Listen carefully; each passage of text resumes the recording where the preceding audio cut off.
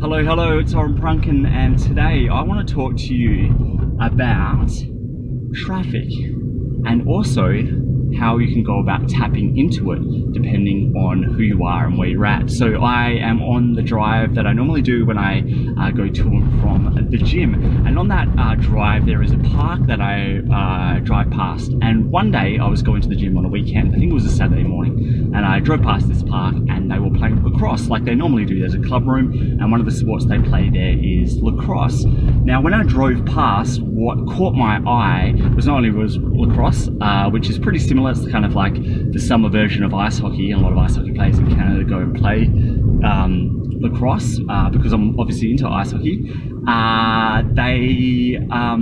What also caught my eye beyond that was that they had all of these corflutes, these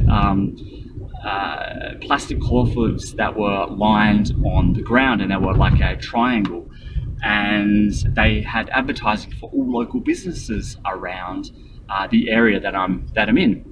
So what I really noticed about all of this was that this lacrosse club, and also playing field, recognized that they had a vantage point for traffic. Now, in terms of traffic and eyeballs and getting prospects' attention, you don't need to go out and create it. People like me, I'm just driving around my day. People are driving around their day. People are doing things online and offline all the time. You don't need to go create any eyeballs or traffic. It already exists. All you have to do is go and tap into that. So with that context, what this club did was knew that people was going around their day-to-day business and there was already traffic out there. They didn't need to go create it. They had to go tap in it. And as I turn this corner, the park I am talking about is literally just there. I'm driving past it now. There's no one there except a tradie and someone walking their dog.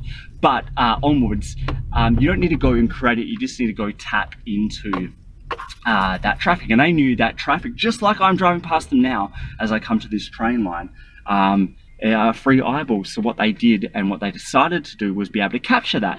And they could have done anything with that, but they anything with those ads. So the first thing is a pattern interrupt in terms of ads or corflutes.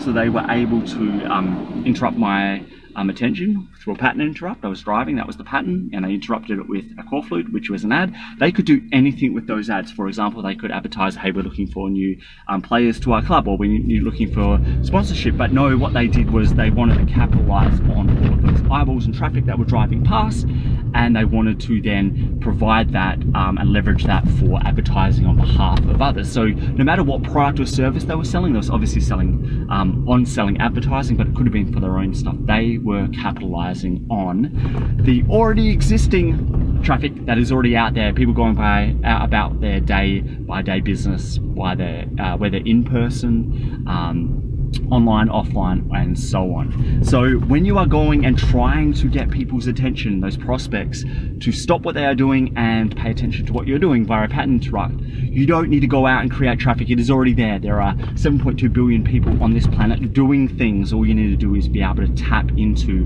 what they are doing through a scalable channel, or non-scalable. You can do one-to-one as well, but I want you to think about how you can go about doing that when you are trying to get attention.